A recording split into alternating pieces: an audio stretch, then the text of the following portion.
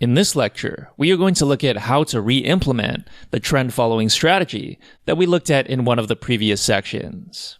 But this time, we're going to design the program so that it fits in with the reinforcement learning paradigm that we just learned about. The goal of this is to eventually get to Q-learning, but to do it in steps. This first step will introduce you to several important components, such as the environment, states, actions, and rewards. Furthermore, I think that this design makes it more clear what the timing is. If you recall, when we implemented trend following earlier, we had to shift the returns, which probably seemed kind of sketchy at the time. But since reinforcement learning inherently works over discrete time steps, we can take a much more natural approach.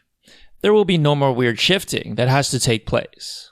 It will seem less like manipulating a data frame, and more like we are controlling an actual robot that makes trades within an external environment.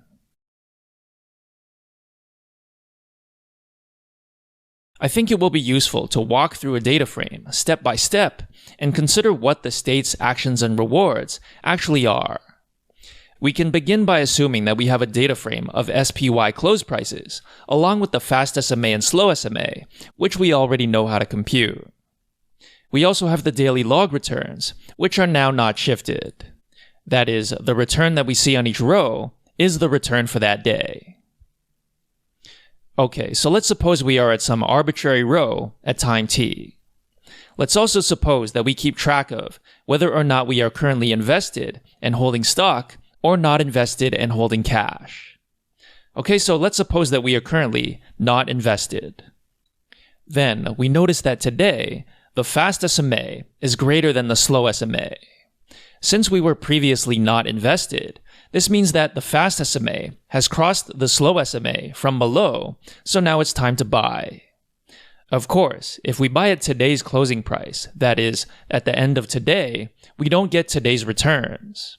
However, it does mean that we will be invested tomorrow at time t+1. This action brings us to the next state, which is tomorrow's fast SMA and slow SMA at time t+1. Furthermore, we also receive the corresponding return, which we will be using as the reward at time t+1. Okay, so this is exactly an MDP transition. We were in state S of t, and we performed action A of t.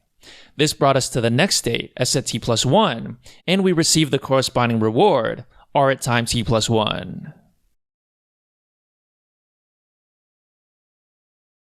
Okay, so let's dig deeper into the actions. We know that the state is a vector of size 2, containing the fast SMA and the slow SMA.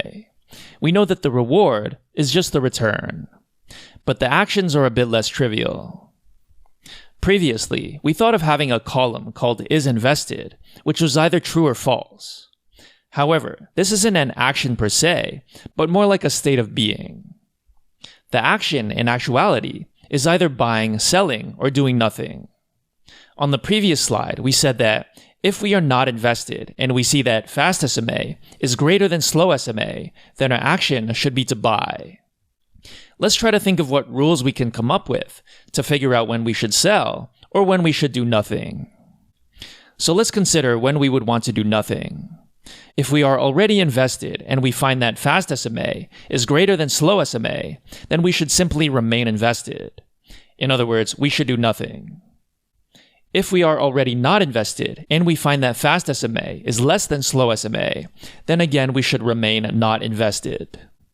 The only other case is when we are invested and we find that fast SMA is less than slow SMA. In this case, we should sell. We should make sure that our previous logic makes sense. Why does it work if we only look at today's fast SMA and slow SMA, along with keeping track of whether or not we are invested? As you recall, what we really want to know is whether fast SMA crossed slow SMA from above or below. This is usually how the trend following strategy is defined. But this requires keeping track of the previous fast SMA and slow SMA. The best way to understand this is with a picture. So we are interested in the event where fast SMA crosses slow SMA. But what happens in between these events? Well, it's either the case that fast SMA is bigger than slow SMA, or vice versa. If we find that fast SMA is bigger than slow SMA, it must have crossed slow SMA from below at some point. Therefore, we should be invested during that time. So if we are already invested and we see that fast SMA is bigger, then there's nothing to do. We should just remain invested. But if we find that fast SMA is smaller, then that means fast SMA must have crossed from above, and therefore we should sell. The same logic applies if you reverse the signs. So if you find that fast SMA is smaller, then it must have crossed slow SMA from above at some point. So either you're going to sell if you were invested, or you're just going to remain uninvested. Now, of course, at this point, you realize this actually just depends only on whether or not fast SMA is bigger than slow SMA. However, I think it's more clear and more natural to work through the actions and the timing. Now that you understand the logic behind how the states, actions, and rewards are related, we can talk about how we are going to implement this in code. At a high level, we're going to have two central objects. One is the agent, and one is the environment. Instead of starting with what goes inside these objects, we should start by thinking about how they should behave. That is to say, what is their API?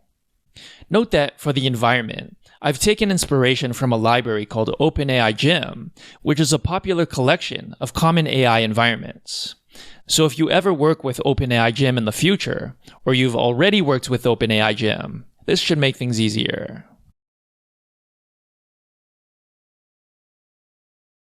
So we're going to start by instantiating two objects, one of type env and one of type agent.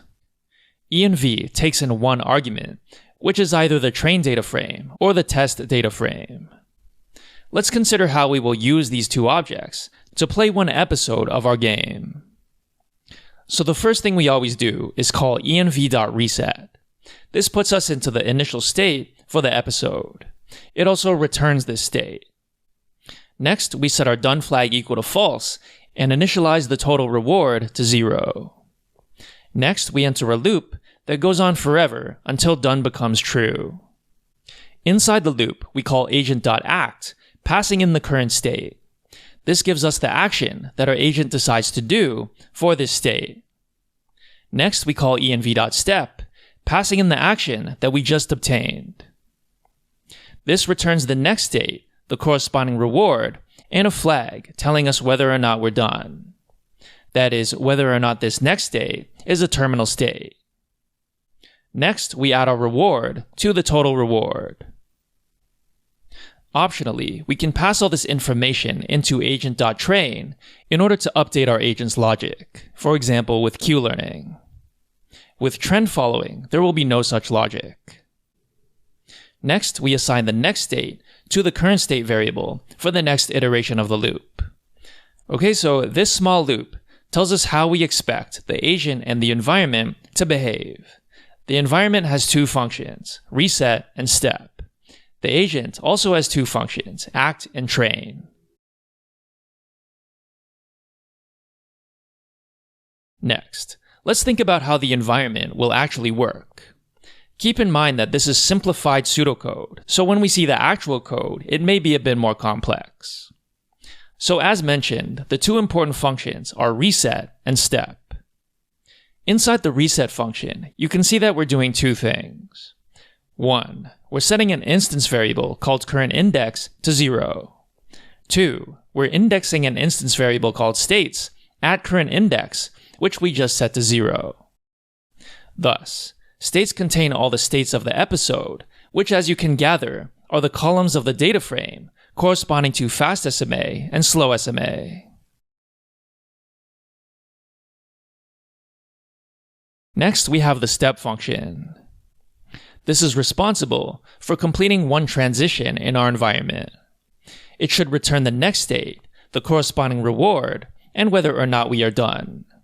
So the first thing we do in this function is increment currentIndex by 1. Next, we check the action. If the action is buy, then we set an instance variable called isInvested to true. If the action is sell, then we set it to false. Otherwise, we do nothing. Next, we compute the reward. If isInvested is true, then we should return the log return at the time step corresponding to current index. If isInvested is false, then we are just holding cash, and so our return would be 0. Next, we get the next state by indexing self.states by current index. We also check whether or not we're done. Done will be true if current index is equal to the length of the states minus 1. This simply means we have run out of data to walk through. Finally, we return next state, reward, and done. Next, let's consider our agent. Since trend following doesn't do any training, we only have a single function called act. This takes in a single argument, which is the state. You can think of the state as a list or a tuple of length 2, where the first element contains the fast SMA, and the second element contains the slow SMA. Therefore, if state 0 is bigger than state 1, and we are not invested, we set isInvested to true, and we return the action by. So notice how both the agent and the environment have their own instance variables called isInvested.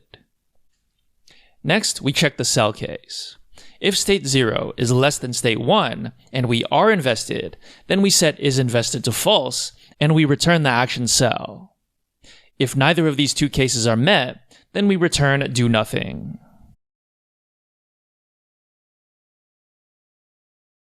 Okay, so hopefully that gave you a good idea of the basic setup for a reinforcement learning program. You know how the agent and the environment will interact, and you also know how the agent and environment work. Note that, in some reinforcement learning tasks, the environment will exist outside of your program. For example, in OpenAI Gym, all the environments are part of that library. You only write the code to interact with it. In physical world environments, such as flying a drone or controlling a robotic arm, the environment is the world itself.